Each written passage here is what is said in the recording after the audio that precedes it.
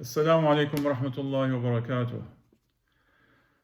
إن الحمد لله نحمده ونستعينه ونستغفره ونعوذ بالله من شرور أنفسنا ومن سيئات أعمالنا. من يهد الله فهو المهتد ومن يضلل فلا هادي له. وأشهد أن لا إله إلا الله وحده لا شريك له، له الملك وله الحمد. وأشهد أن سيدنا ونبينا محمدا عبده ورسوله. أعوذ بالله من الشيطان الرجيم. يا أيها الذين آمنوا اتقوا الله حق تقاته ولا تموتن إلا وأنتم مسلمون.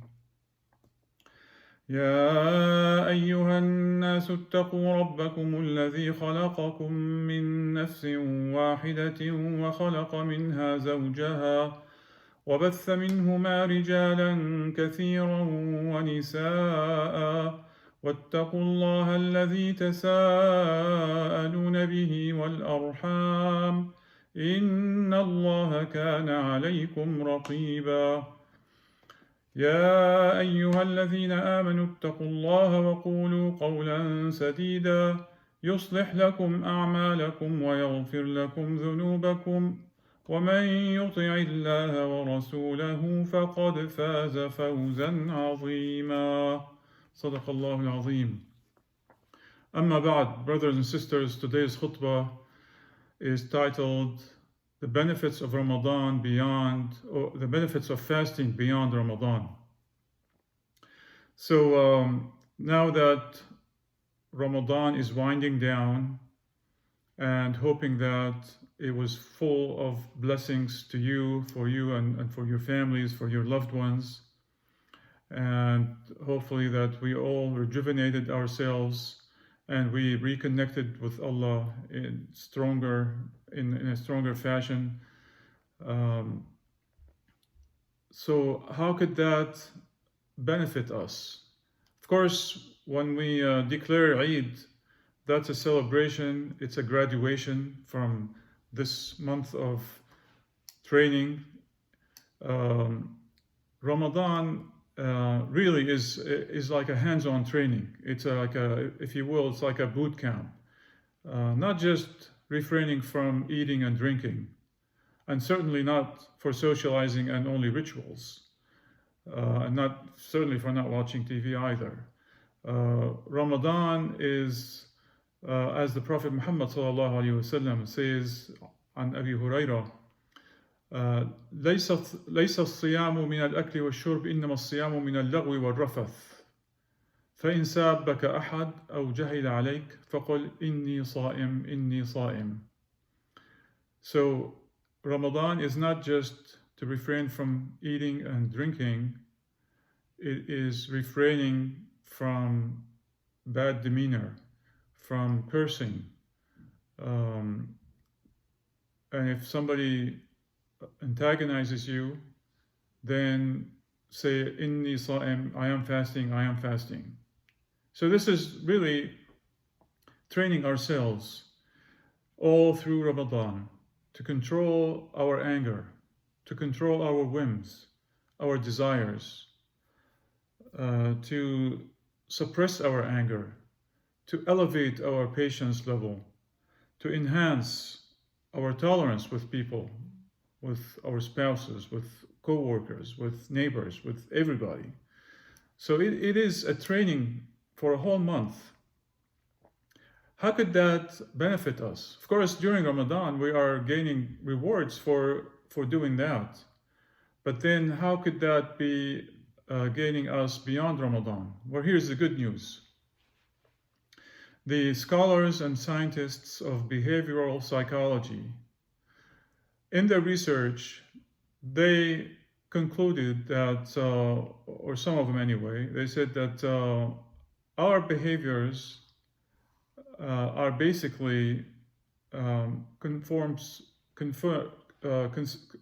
concludes basically habits. So our success or unsuccess is attributed to our habits. Our happiness and being unhappy is also attributed to our habits. So each one of us is drives his life in a fashion that's really a bunch of habits. So if you want to improve your life, if you want to improve your happiness, if you want to improve your success, then you have to change some of these habits or acquire new habits. And what they concluded to is that in order to acquire a habit or change a habit, you have to exercise that new way of action for at least 3 weeks, 3 to 4 weeks. So the Lord of all these scholars and scientists, Allah Azza wa Jal, Allah the Almighty, has already gave us this in Quran, has already prescribed that to us in fasting. Every year we go through this intensive training course, not just to do things during that month, but also to elevate ourselves to take that with us beyond Ramadan. And the good news is that based on this, by having done this for 4 weeks, we are already now in a position ready to move forward and maintain that. So we already have the momentum. We already have experienced that. We already are ready to change that habit, to improve those habits of us. It's kind of like driving all the way to San Francisco, and right short of getting to San Francisco, like maybe in Gilroy, one decides to stop. Either make a U-turn and go back, or just stop. Either way, it's not going to accomplish the goal. You may have enjoyed the scenery driving all the way through, but then if you don't get to your destination, as you have, وَلِلَّهِ الْمَثَلُ الْأَعْلَى, if you in that case you have maybe some work to do in San Francisco, and if you don't get there, then you don't do the work, then you're out of change. So that's the same thing. We are at the level where we went through this training, and hopefully we read Quran, more of Quran in Ramadan, and implemented more in Ramadan.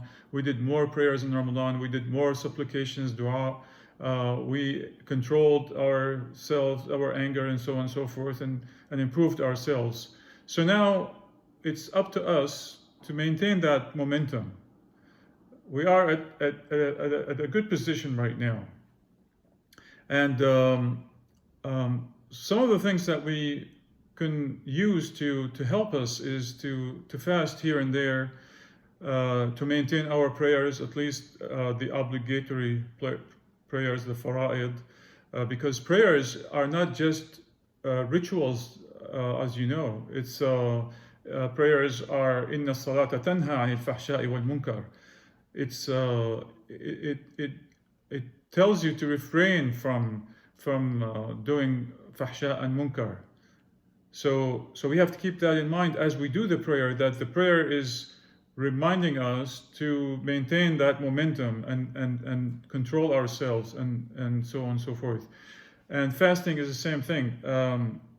Another case in point is for fasting is the Prophet Muhammad ﷺ says that if you fast 6 days after Ramadan in the month of Shawwal, then as if you, along with Ramadan of course, as if you have fasted the whole dahr. Dahr is the whole year. And there is a reason for that. It's of course, fasting brings a lot of benefits and a lot of rewards, but also it maintains that momentum of training for really controlling yourselves, because our whims tend to take us in different directions with the help of shaitan, and when we are aware of that and we keep control over our whims and desires, then that's when we succeed, and that's when we gain the trust and the pleasure of Allah Azza wa Jal, to be pleased with us and hopefully gain His grant to Jannah, inshallah. So I just wanted to tie this into the studies that really make us to keep us aware of this, that it is a possibility that we can maintain this and elevate ourselves. Kind of like when you are at work and they send you, or you go through training, you acquire new knowledge or new skill. You don't just go back to where you are. Hopefully, you get put in a position that has more responsibility, or get promoted. And if it's your own business, then you expand the business based on this new knowledge and new practice and experience that you gained. So it's the same concept. May Allah help us keep that momentum and make us succeed, inshallah, so that when we get to the hereafter, then we are ready. Allah Azza wa Jal says, أعوذ بالله من الشيطان الرجيم كل نفس ذائقة الموت وإنما توفون أجوركم يوم القيامة فمن زحزح عن النار وأدخل الجنة فقد فاز وما الحياة الدنيا إلا متاع الغرور. Allah Azza wa Jal in the translation says, every soul shall taste of death, and you shall only be paid fully your reward on the resurrection day. Then whoever is removed far away from the fire is made to enter the garden. He indeed has attained the objective. And the life of this world is nothing but a provision of vanities. So here again, this is Allah Azza wa Jal is telling us that the ultimate reward is really in the hereafter. But it's cumulative. As we train ourselves and do better for ourselves, we continue to improve, and hopefully we will be at that position where Allah Azza wa Jal will make us succeed by taking us away from the hellfire and into Jannah, inshaAllah. Allahumma أقول قولي هذا وأستغفر الله لي ولكم فيا فوز المستغفرين استغفر الله.